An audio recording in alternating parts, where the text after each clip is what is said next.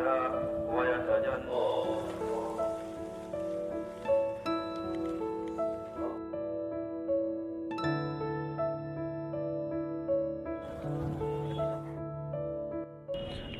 মুসলমানের সমাগমে এই মুহূর্তে আজ থেকে আরম্ভ হয়েছে বরাক উপত্যকা ভিত্তিক ইজতেমা। লক্ষাধিক মুসলমান ইতিমধ্যে এই মাঠে জমায়েত হয়েছেন এবং আজ যেহেতু জুম্মার নামাজ, এই জুম্মার নামাজ আদায় করে এই মুহূর্ত থেকে আজ থেকে আরম্ভ হয়েছে ইজতেমা। বরাক উপত্যকা ভিত্তিক এই ইজতেমা যদি আমরা দেখাতে চাই আপনাদেরকে, তাহলে বিশাল একটি মাঠে ইতিমধ্যে আপনারা দেখতে পারবেন ইসলাম ধর্মাবলম্বী লোক, ধর্মপ্রাণ মুসলিম লোকরা ইতিমধ্যে এই মাঠে এসে উপস্থিত হয়েছেন।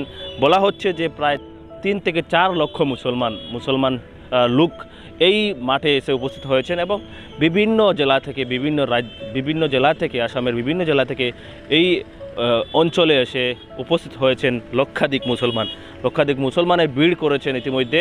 এবং আজ থেকে যেহেতু জুম্মার নামাজের পর থেকে আরম্ভ হয়েছে বরাক উপত্যকা ভিত্তিক এই বৃহৎ ইজতেমা। ইতিমধ্যে আপনারা দৃশ্য দেখতে পাচ্ছেন যে PD24 আপনারা দৃশ্য দেখতে পাচ্ছেন যে কীভাবে মানুষের সমাগম হয়েছে। কয়েক লক্ষাধিক মানুষ এই মাঠে এই জমায়েতে উপস্থিত হয়েছেন এবং আজ থেকে এই ইজতেমার শুভারম্ভ হয়েছে। আগামী 2 দিন পর্যন্ত এই ইজতেমা চলবে। মূলত 2, 3 এবং 4 তারিখ পর্যন্ত এই ইজতেমা অনুষ্ঠিত হয়েছে বদরপুরের হাসনপুর গ্রামে। আর এই হাসনপুর অঞ্চলে ইতিমধ্যে এই পরিস্থিতি বিরাজ করছে। প্রায় 3 থেকে 4 লক্ষাধিক মুসলমান ধর্মপ্রাণ মুসলিম লোকরা এই মুহূর্তে এই মাঠে একসাথে জুম্মার নামাজ আদায় করেছেন এবং তারপর দোয়ায় সম্মিলিত হয়েছেন মুসলিম লোকজন, ধর্মপ্রাণ মুসলিম লোকরা। এই মুহূর্তে পুনর্বার আমি দৃশ্য দেখাতে চাইব।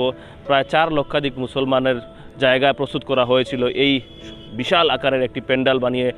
ইতিমধ্যে আপনারা দেখতে পাচ্ছেন বিভিন্ন জেলা থেকে, রাজ্যের বিভিন্ন জেলা থেকে এখানে অংশগ্রহণ করেছেন এবং সামগ্রিক পরিবেশ যদি আমরা বলতে চাই তাহলে মানুষের ভিড় যথেষ্ট, কিন্তু পরিসংখ্যা এখনও সঠিক বলা যাচ্ছে না, কিন্তু অনুমান করা হচ্ছে যে 3 থেকে 4 লক্ষাধিক মুসলমান এই মাঠে এই জমায়েতে অংশগ্রহণ করেছেন। এবং ইজতেমা যেহেতু ধর্মপ্রাণ মুসলিমদের ধার্মিক একটি প্রথা, আর সেই প্রথা 3 দিনের একটি ইজতেমা হয়। সেই 3 দিনের ইজতেমাতে মুসলিম লোকরা ধার্মিক কিছু কথাবার্তায় এই বৈঠকে হয় এবং তারপর অন্তিম দিনে অন্তিম মোনাজাতের সাথে এই অনুষ্ঠান পরিসমাপ্তি হয়।